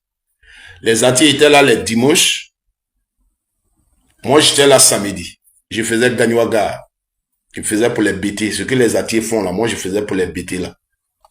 Je vous ai rencontré une histoire ici, sur le plan politique, où j'ai dit que il y a un journaliste qui m'était approché une nuit là, et il me parlait, c'est après la guerre, comment les Aliopougon, les maquis et tout ça, et j'ai répondu à sa question. Le lendemain, je me suis retrouvé sur un journal avec ma photo, où on dit, moi, j'étais le président des ténaciers des maquis de Yopougon. Donc, je parlais au nom des ténaciers des maquis de Yopougon. Je vous ai rencontré une fois une histoire comme ça. Donc, c'est là que j'étais. Donc, je faisais mes soirées là, et Aziz, il venait là. Vous comprenez? Il venait là. Donc, c'est comme ça que je l'ai connu. Et moi, je suis un animateur culturel. J'étais plus dans le tradit moderne. J'ai même présenté Aziz 47, j'ai présenté ses soirées et tout. Voilà. Il avait des enfants et puis des filles qui dansaient en ce moment-là. Donc, il venait faire le spectacle dans mon coin. Donc, on se connaît très bien. Nous sommes des amis, on se connaît très bien. Voilà. Si je dis je ne connais pas Aziz, j'ai menti. Ça, j'ai menti. Voilà. Je connais plus Aziz que Gédéon. Voilà. Parce que connaître quelqu'un, c'est ça. Si tu demandes à Gédéon s'il me connaît, il dira qu'il ne me connaît pas. Par contre, si tu vois Aziz 47, pendant que je fais la vidéo ici, si quelqu'un est peut-être avec lui, ou bien quelqu'un connaît son numéro, qu'il appelle. Aziz 47 te dira, oui, je le connais.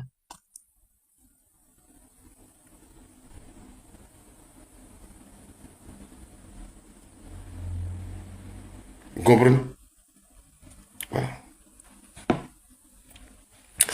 Donc, je voudrais juste vous dire,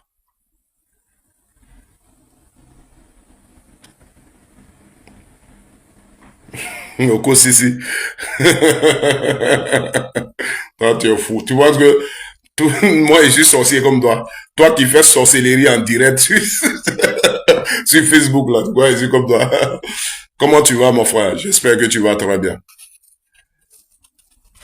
Que Dieu te bénisse. Vous comprenez, les gars? Donc voici ce que je suis venu partager avec vous. La situation elle ne m'intéresse pas à moi, ça ne me dit rien. Mais j'ai dit, j'ai compris, je peux la saisir et puis parler à quelqu'un. Selon ta marche avec Dieu. Parce que j'ai l'impression que notre façon d'adorer Dieu, on s'intéresse plus à ce qui n'est pas important. Voilà. Donc j'ai saisi cette situation-là pour faire la petite vidéo. Malheureusement, on est ce qu'on est. Mais comme je le dis, moi, je n'impose pas à quelqu'un de voir la marche avec Dieu comme moi je la vois. Je vous dis, si moi je comprends cette histoire de Dieu, Dieu, il est à nous tous. Et quand dans mon introduction, je vous ai fait une caricature, j'ai dit, Dieu c'est comme des gens qui sont de même famille, ils ont même papa, ils ont même maman. Toi, tu décides de ne pas respecter tes parents. Ce que tu as, ton comportement, c'est vis-à-vis de toi et tes parents. Mais un enfant qui sait que sa bénédiction vient de ses parents, un enfant qui sait que son éducation vient de ses parents, un enfant qui sait que s'il doit aller à l'école, l'étude, ce sont les parents qui payent. Son avenir dépend de ses parents. Un enfant qui le sait, respecte ses parents, a peur de ses parents. Quand ses parents disent ça, il est là. Donc moi, je suis ton frère. Si tu décides de ne pas respecter tes parents, qu'est-ce que je peux faire? Tu es responsable devant tes parents comme moi je suis responsable devant mes parents. Donc, voici comment je comprends l'affaire de Dieu. Donc, quelqu'un qui est là-bas qui insulte Dieu, s'il insulte, c'est pas moi il a insulté. C'est entre lui et Dieu. Moi, j'ai décidé d'observer une façon de marcher pour respecter mon Dieu, pour que je bénéficie de sa protection. Je peux le conseiller, mais je ne peux pas imposer ça à quelqu'un.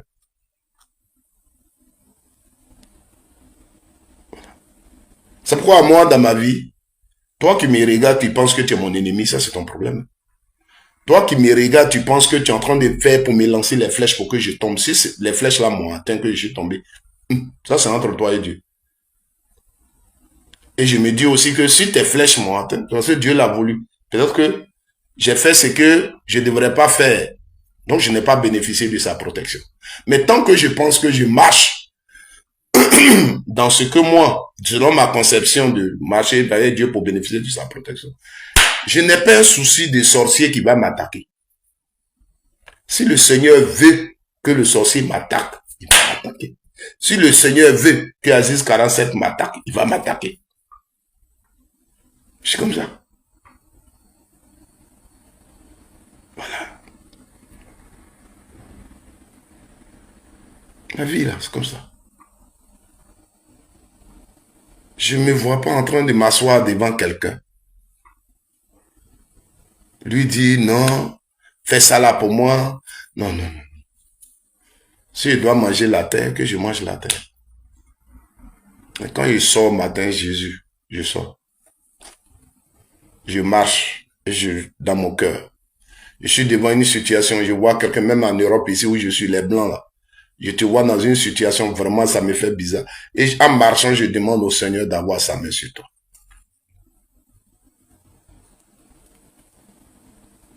C'est ça. Pour moi, c'est ça l'œuvre de Dieu. Regardez, il y a des pasteurs. Si tu vas dans son église, mais c'est ça la sorcellerie en réalité.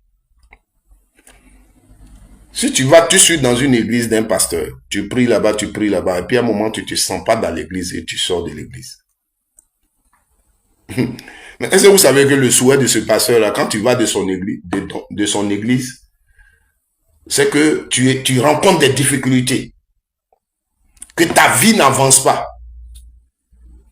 Parce que dès que vous qui sortez des églises des pasteurs là, dès que vous sortez, vous devenez, votre vie là, c'est comme ça. Quand il va même les dimanches là, il va prêcher sur ta vie. Donc, si tu travaillais et puis tu as des difficultés, c'est parce que tu es sorti de son église. Le pasteur, il ne regarde pas après avoir sorti de son église, est-ce que tu continues d'adorer Dieu? Est-ce que tu es toujours chrétien? Lui, ça ne l'intéresse pas. C'est dans son église là-bas que Dieu se trouve.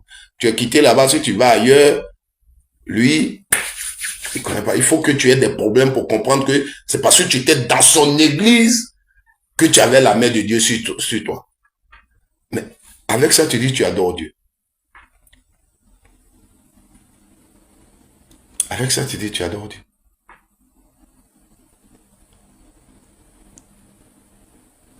Non.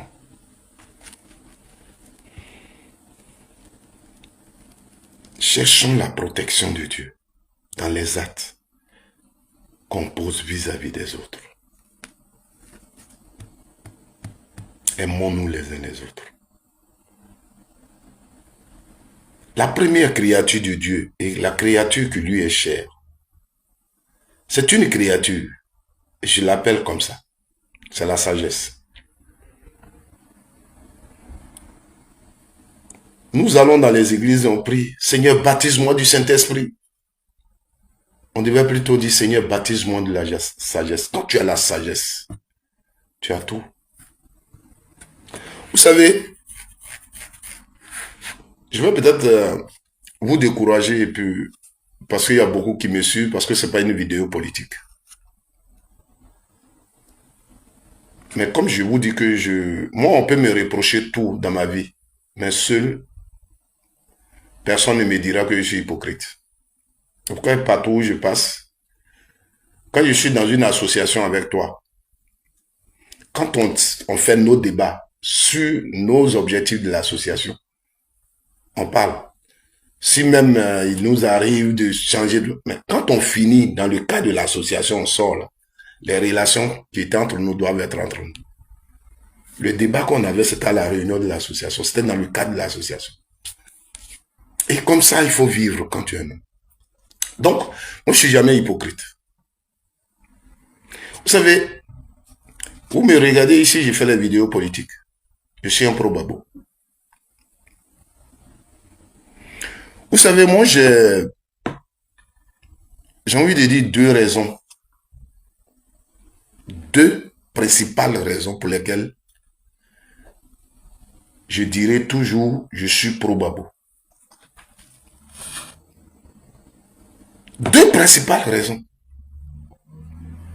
pour lesquelles je dirais toujours je suis pro-babo. Ma façon de comprendre la vie. D'abord, Babo est politicien. La vision qu'il donne à la politique, généralement africaine, et particulièrement de Côte d'Ivoire. Comment lui, dans sa politique, veut que la Côte d'Ivoire soit gérée et tout. Et il a essayé, et j'ai vu.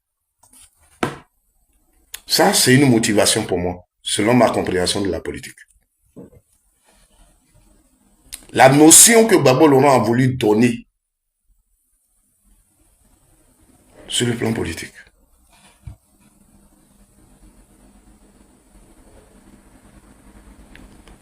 Donc, en politique, je le suis. Mais quand je prends même ma façon de concevoir le christianisme, la vie chrétienne, marcher avec Dieu, pour moi, Gbagbo est un exemple. Oui. Gbagbo, c'est cette personnalité-là, quand tu le vois à l'œil nu, tu sais que il est humble. Moi, l'humilité, là, c'est-à-dire des gens qui ne sont pas attirés par l'or, l'argent, son peu qu'il a lui suffit. Tu as un comportement comme ça, là. Moi, je suis d'accord avec toi. Moi, c'est ma vie. Les gens comme les Gbagbo Laurent, il faut avoir tout. Tu peux pas l'attirer avec.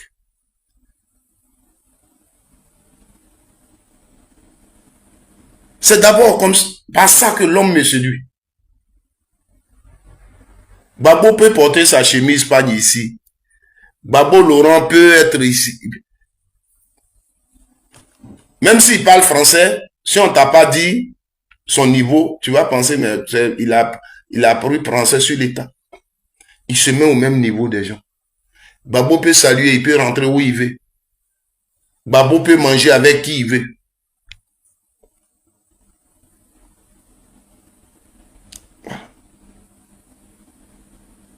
Donc, moi, ça c'est ma vie. Je ne vous demande pas.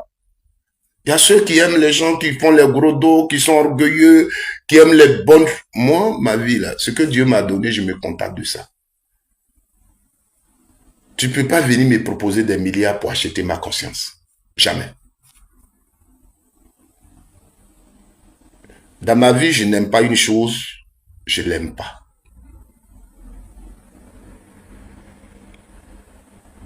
Je ne veux pas une chose, je ne veux pas. Quand je prends ma décision, je l'ai prise. Tu ne peux pas m'acheter avec ça. C'est clair. Donc, voici les raisons. Et on est tous d'accord dessus. Gbagbo, vous le voyez là. Pas quelqu'un qui est porté sur qu'est-ce que je vais porter, qu'est-ce que... La chemise, elle est propre, elle n'est pas sale, je peux mettre ça sur mon corps, c'est l'essentiel.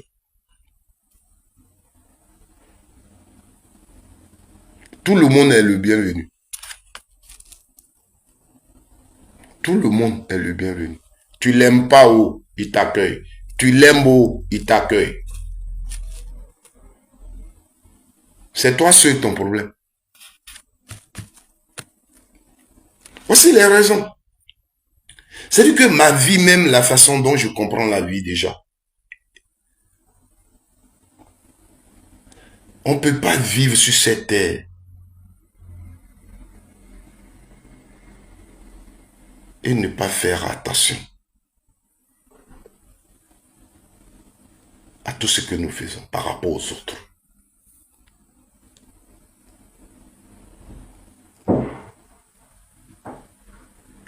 Par rapport aux autres.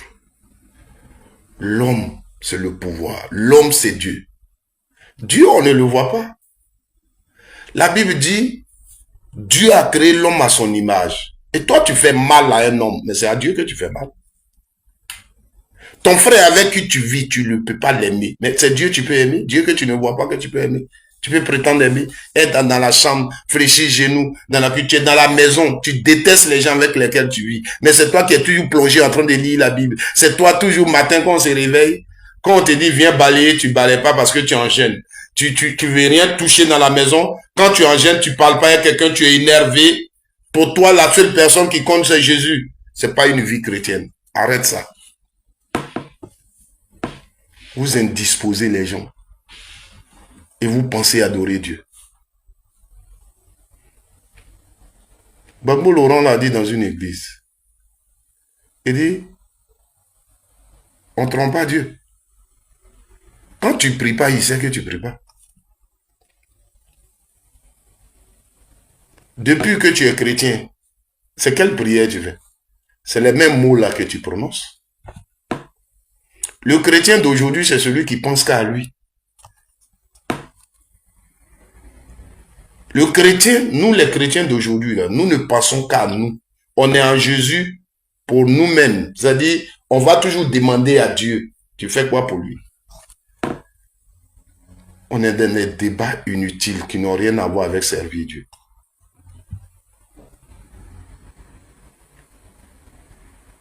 Nous sommes dans les débats inutiles. Tu vas voir, d'autres prophètes sont là. Ils sont qui ont des filles ici en Europe parce que ici, il va parler. Si tu as un 50 000, tu vas lui envoyer quand il a un problème. C'est tout. D'autres même vont aller chercher leurs prophètes depuis le pays pour les envoyer ici. Le prophète va te dire, oh, ta situation c'est ta maman, ta situation c'est ton papa. Tu as coupé igname avec tes parents. C'est pas une vie chrétienne. Un chrétien ne coupe pas igname avec quelqu'un. Même quand il est ton sorcier, il faut l'aimer. Hé, ton oncle là, parce que c'est ce que je vous dis toujours. Quand tu pries, le chrétien en réalité, quand il prie et puis il dit sorcier, sors de mon corps, sors de ma maison, il connaît déjà dans sa tête le sorcier. Oh. C'est-à-dire que quand le chrétien là, il prie déjà, il prie, hein, à 4 heures du matin, il s'élève et puis il combat le sorcier. Il connaît déjà le sorcier. Hein. C'est-à-dire dans sa famille, là, il voit déjà une tante, c'est elle qui combat comme ça. Dans sa famille, il voit déjà un oncle. Selon lui, qui bloque ces choses. Donc, c'est lui qui combat comme ça. Mais comment tu peux aimer cet oncle-là? Comment tu peux aimer cette tante-là? Comment tu peux l'aimer? Tu vois déjà ta tante comme ta sorcière. Ton oncle comme ton sorcier. Mais comment tu peux lui donner un amour? Tu peux pas. Or, toi, ton rôle, toi, l'enfant de Jésus, ton rôle, c'est de donner l'amour. La meilleure façon de les délivrer, c'est de leur donner l'amour, de les aimer.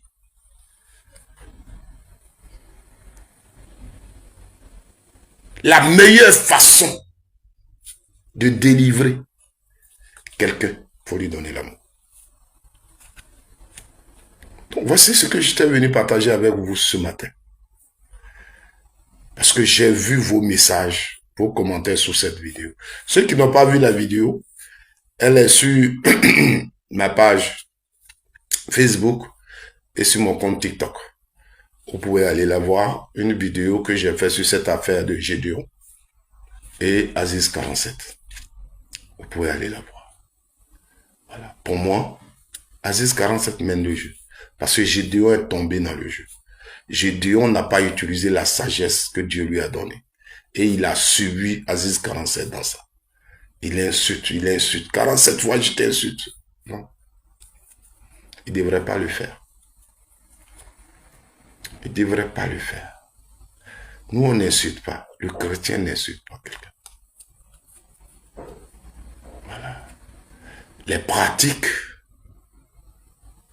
Ces pratiques-là, nous les combattons parce que dans ces pratiques-là, il y a un malheur. Dans ces pratiques-là, tu ne peux pas les faire puis aimer l'homme. Parce que des pratiques-là, on les fait contre les gens.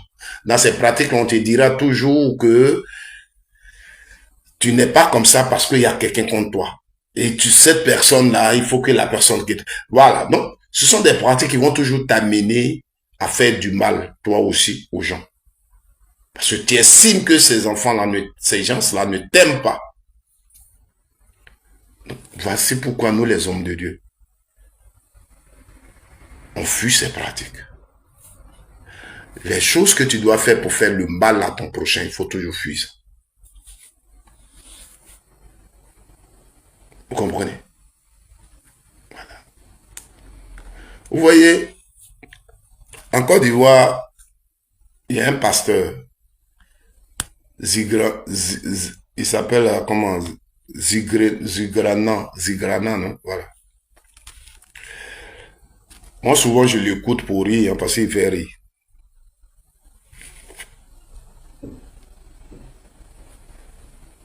Il fait rire, je l'écoute souvent pour rire. Mais un jour, dans son église, il y a une vidéo qui est passée où il a insulté une dame. Il parlait d'un truc où la dame a parlé, je crois que je me souviens plus trop de ce truc-là où il a dit, tu es bête. Tu es vieille, mais tu es bête. Comment un homme de Dieu peut parler comme ça? Moi, tu parles comme ça, je sors de ton église. Tu parles comme ça, je sors de ton église parce que tu n'as pas la sagesse. Là où il y a Dieu, il y a la sagesse. Déjà, si cette personne est plus âgée que toi, qu'elle est vieille,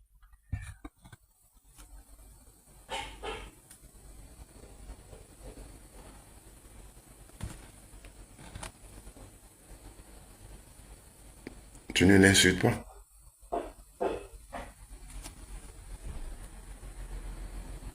Terminus ciné, mais tu es en train d'insulter le pasteur sans le savoir. On considère que je ne le sais pas, donc je ne sais pas que c'est injure. Si tu penses que j'ai insulté, excuse-moi. Comme tu l'as dit, je ne le sais pas. Voilà. C'est comme je peux te dire bonjour et tu peux considérer que je t'ai insulté. Mais moi, je ne sais pas que je t'ai insulté. Pour moi, je t'ai dit bonjour. Donc, voilà. Donc, quand tu me dis que non, mon bonjour que je t'ai dit, c'est injure, moi, je te présente mes excuses. C'est comme ça que je suis dans ma vie. Vous comprenez?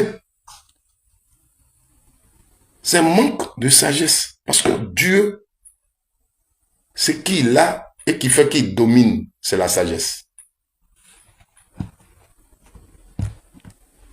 Donc, tu vois déjà une personne qui est plus âgée que toi. Et toi, vous êtes dans un domaine où les gens sont venus t'écouter. Moi, j'aime sa façon de prêcher. Hein. Quand lui, il prêche, il échange avec son public. Il fait participer son public. J'aime ça. Moi, j'aime cette façon. Donc, vous êtes dans un domaine parce que il faut que vous compreniez une chose. Les églises que nous fréquentons, la compréhension n'est pas générale. Chaque église a sa façon d'interpréter la Bible. Donc, ce n'est pas général. Il faut que vous le compreniez. Donc, dans ton domaine, c'est toi qui comprends plus. Donc, les gens viennent pour que tu puisses les enseigner. Donc, si c'est comme dans une classe, tu interroges un enfant et il ne donne pas la bonne réponse, est-ce que c'est de l'insulter? Il ne faut pas l'insulter. Il faut l'amener à comprendre pour que demain, il ne donne pas une mauvaise réponse. Cherchons la sagesse. C'est très important. Cherchons la sagesse. Quand tu es sage, tu ne cherches pas la force. Tu ne cherches pas à être plus fort. Pendant que d'autres disent, nous on est fort, on a gagné, on a fait ceci. Le sage, lui, n'est pas comme ça.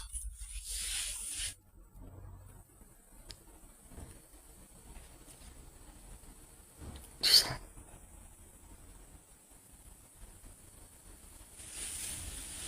Donc, merci à ceux qui ont pris le temps de m'écouter. J'ai pris des exemples pour faire comprendre un peu mon idée. J'espère que beaucoup m'ont compris. Beaucoup aussi ne peuvent pas comprendre parce qu'eux, ils sont déjà gamés, comme on le dit chez nous. Mais le fond de mon débat, c'est que tu retiennes. Je ne te l'oblige pas. Mais ce que tu retiennes que servir Dieu, c'est aimer son prochain. Servir Dieu, c'est être humble. Servir Dieu, c'est de partager avec ses prochains. Servir Dieu, c'est s'accepter. Laisse Dieu faire. Quand tu l'acceptes, quand tu cherches sa protection, c'est lui qui fait, c'est pas toi. Et que tu viens pas dans la rue gifler quelqu'un parce qu'il a insulté Jésus. Tu vas penser que c'est l'œuvre de Dieu que tu as fait. Non.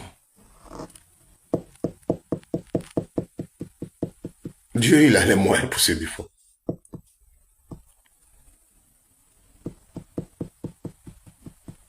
que vous le compreniez. Vous voyez, je vais vous raconter une histoire banale mais qui est vraie.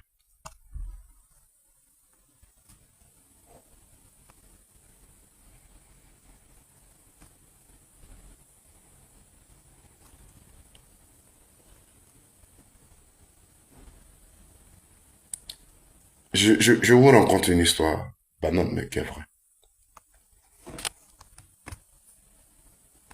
Dans ces jours ici,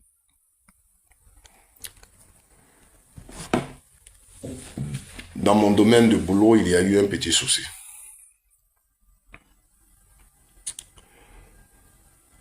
Nous, on sécurise les grandes surfaces, les grands marchés et tout ça.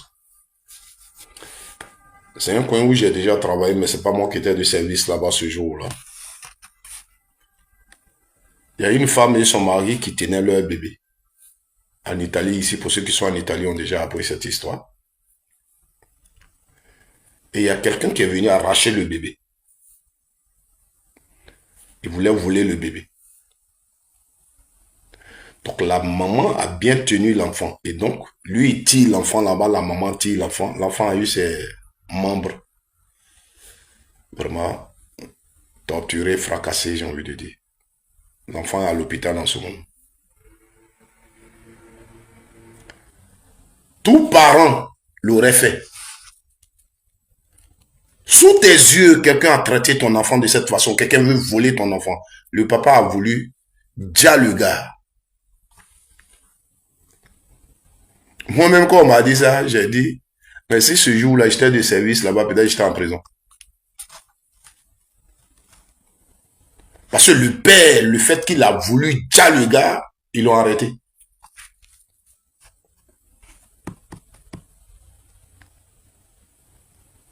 Le papa de l'enfant, du bébé, là, le fait qu'il a voulu déjà le gars, là, ils l'ont arrêté.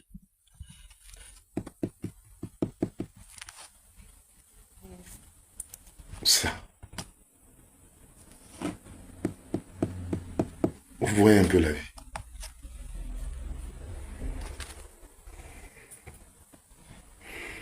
Jésus nous parle. Il nous protège à tout moment. On ne fait rien sans lui.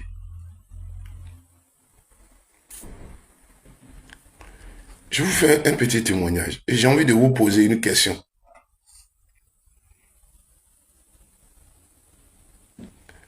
Quand j'arrive au boulot,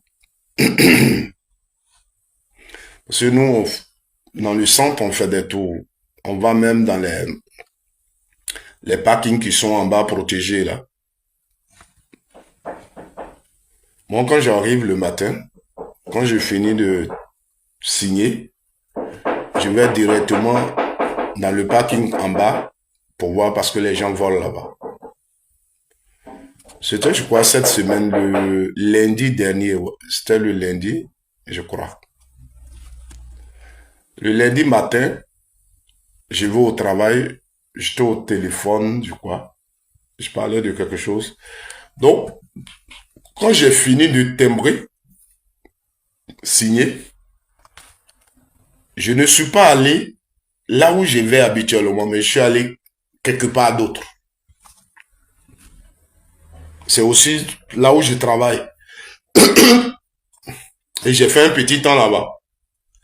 Et je suis maintenant descendu.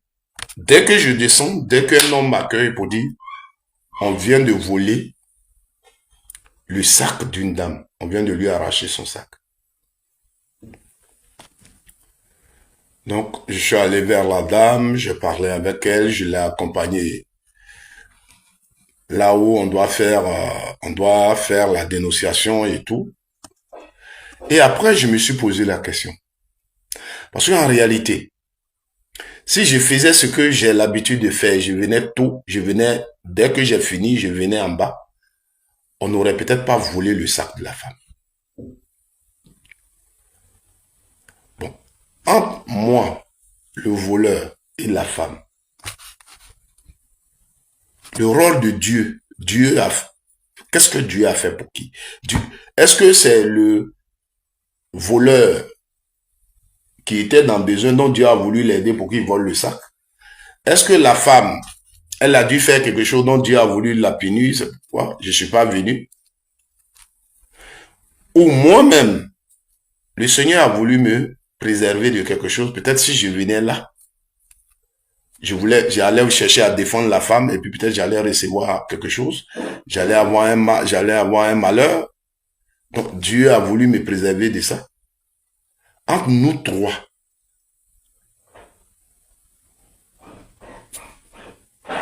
c'est qui Dieu a voulu protéger? Ou le message de Dieu s'adresse à qui? Le matin, chaque fois quand je viens, dès que je finis, dès que je prends mon ascenseur et je descends. Mais cette fois-ci, je vais ailleurs. Et quand je décide de descendre, je trouve une scène. Une dame en pleurs. On vient de lui voler son sac. Or, si j'étais là, on n'aurait pas volé son sac.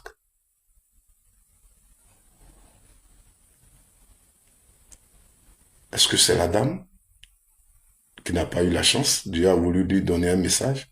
Les voleurs qui ont eu la chance, c'est pourquoi je ne suis pas vite venu. Ou bien c'est moi qui ai eu la chance, si je venais vite, peut-être entre moi et les voleurs, quelque chose allait se passer. C'est moi qui ai eu la chance. Tel que Jésus me connaît, je ne pouvais pas laisser qu'on vole cette femme. Et peut-être quelque chose allait se passer. Dieu a voulu me protéger. Écoutons souvent Dieu. Tes situations arrivent. Tu les minimises, mais c'est dans ça, il y a sa main de protectrice. C'est pourquoi vous cherchez grand, vous cherchez des miracles. Et c'est pourquoi vous faites beaucoup de choses. Mais quand tu es simplement avec Dieu, quand tu es simplement avec Dieu et tu l'écoutes et tu lui confies, tu comprends les petits signes. Et tu sais que là, il vient d'agir. Là, il est, s'il n'était pas. Là, il vient de. Là, il vient de. Frères et sœurs, je voudrais m'arrêter là. Merci à tous. Excellent vendredi à vous. Et que Dieu bénisse chacun de vous. Amen. Donnez votre vie à Dieu veut dire aime ton prochain comme toi-même. Aie peur de faire du mal à l'autre. Aie peur de faire du mal à l'autre. C'est ça, donner ta vie à Dieu. Voilà. Fuis là où tu vas faire mal à quelqu'un. Si Dieu a dit quelque chose dans la discussion à quelqu'un, finalement, il dit qu'il n'a pas aimé. Demande-lui pardon, ça fait rien. C'est pourquoi à chaque fois, j'aime vous dire, toi qui m'as écouté, regarde autour de toi. Est-ce qu'il y a quelqu'un avec qui tu ne parles pas? Est-ce qu'il y a quelqu'un qui est fâché avec toi? Appelle-le. Parce que ta vie chrétienne dépend de ça. La protection de Dieu dépend de ça pour ta vie. Que Dieu vous bénisse.